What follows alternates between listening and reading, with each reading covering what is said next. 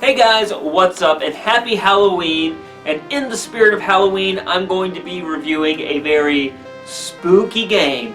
And it's a game I never played as a kid. In fact, the first time I played it was for this review. So I'm going in completely cold, no opinions whatsoever on this game in particular. So with all that out of the way, let me go ahead and tell you what game I'm going to be reviewing today. We are reviewing Splatterhouse 2 for the Sega Genesis. Let's jump right in.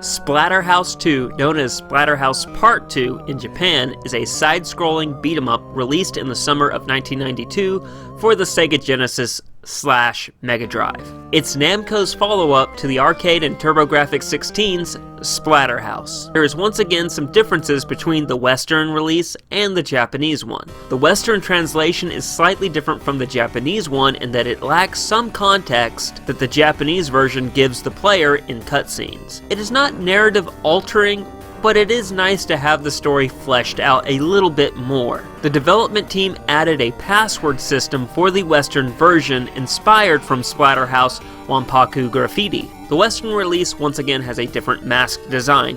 It looks more like a skull, where the Japanese version looks like a mask you would see in a Power Rangers episode. With these splattering of tidbits done, let's hack our way into this review. The controls have not changed from the TurboGrafx-16 version. You move left to right, punching, kicking, and slide kicking monsters into oblivion. You can also pick up melee weapons to bash the creatures into the background, and ranged weapons to splatter their guts all across the level. It is a basic formula that works, and since outside of Japan, a lot of people didn't experience the original game on the TurboGrafx-16, and with Splatterhouse 2 being on a different platform, the Genesis, I can see why they would keep things the same in the gameplay and controls department.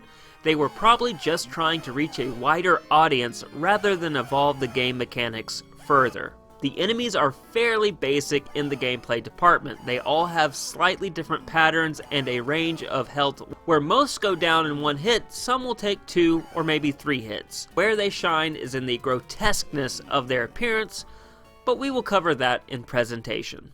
The bosses offer up a good challenge as their patterns and attacks are more varied than the basic monsters you fight. I won't spoil too much, suffice to say, each boss fight I had was memorable, and that is the sign of a solid beat-em-up. Judge a beat-em-up not on the mindless minions you slay, but on the content of the stage boss's character. Level design is pretty straightforward. Like I said earlier, you go from left to right. The early stages of the game are lengthy and have you slog through enemies to get to the stage boss. The later levels feel like the development team ran out of time, as they are very short and straight up are just boss fights in some cases, and not really whole levels. At least they didn't feel like a whole complete level to me. While not really pushing the game design forward from where the original Splatterhouse had set the bar, Splatterhouse 2's gameplay is solid and a fun time. I also might add the pacing felt a little better than the original game. I give it 2 bits out of 4.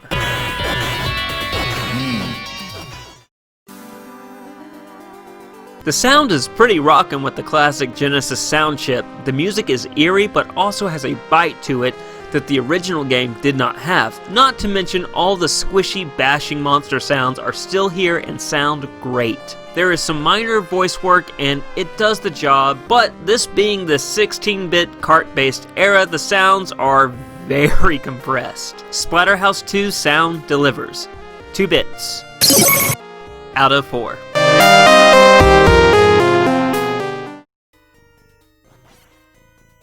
The Genesis brings a darker, grittier look to the Splatterhouse franchise. They really added to the gore in this game. The monsters look absolutely hideous and I love it.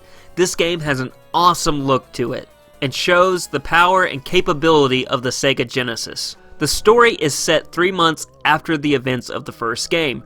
Rick is suffering from guilt-ridden nightmares from being unable to save his girlfriend, Jennifer. The mask reappears and tempts Rick with the promise that Jennifer can be saved. Rick must fight through the ruins of the Old West house and discover a new house where Jennifer is being held. After the splatting of many monsters, Rick saves Jennifer, but the mask escapes. Rick remarks, "As long as the mask exists, this can happen again," kicking the door wide open for Splatterhouse 3. I thoroughly enjoyed the story and absolutely loved the look of this game. In this department, the development team exceeded the bar the original had set. 3 bits out of 4.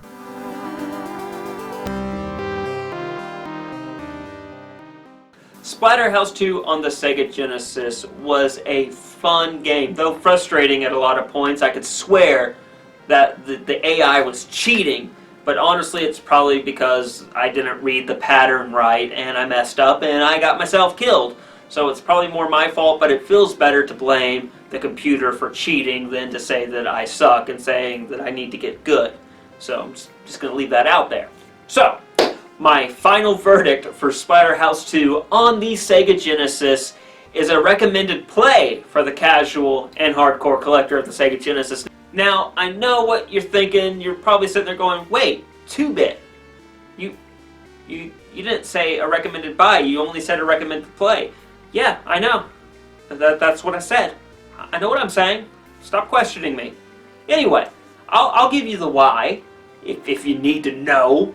The why is the game, loose, is like $93 online. And it's north of $200 complete in case and manual.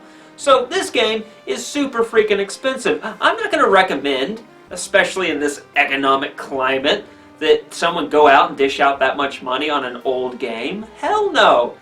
You know what you do? If you can find the game for cheap, God bless you, go out there and get it. If you have the means to spend that kind of money on a game, all for it. Have at it, Hoss. But for most of us, working class, Joes and Janes, I would suggest emulation. Did you hear that? Emulation. I would recommend that. Or even maybe getting an EverDrive for your Sega Genesis and just popping that ROM into an SD card and playing it on your Sega Genesis. That way you get the authentic feel of the game. It's your choice, but I just can't. With that price, this game is fun. Don't get me wrong. This is a solid game. You're going to enjoy it. But that's a hefty price for the original card. And this year's Halloween review is in the books. I hope you guys enjoyed this review. If you did, please hit the thumbs up and sound off in the comment section below about your thoughts and opinions of this review and the game in particular. And if you're new to the channel, please hit the subscribe button and ding that bell. That way you won't miss a thing we are doing here on the channel. And with all that out of the way, I have one last announcement to make. We are done doing reviews for the rest of the year. We're taking a break for the holiday season. That doesn't mean you're not going to see me. Old 2-Bit's still going to be doing some opinion videos here and maybe some podcasts there. But as far as the 2-Bit review goes, it's taking a break until next year. And with that said, I want to wish each and every one of you a happy holiday season and happy new year. And for the last time for this year, I'm telling each and every one of you to stay safe and play on.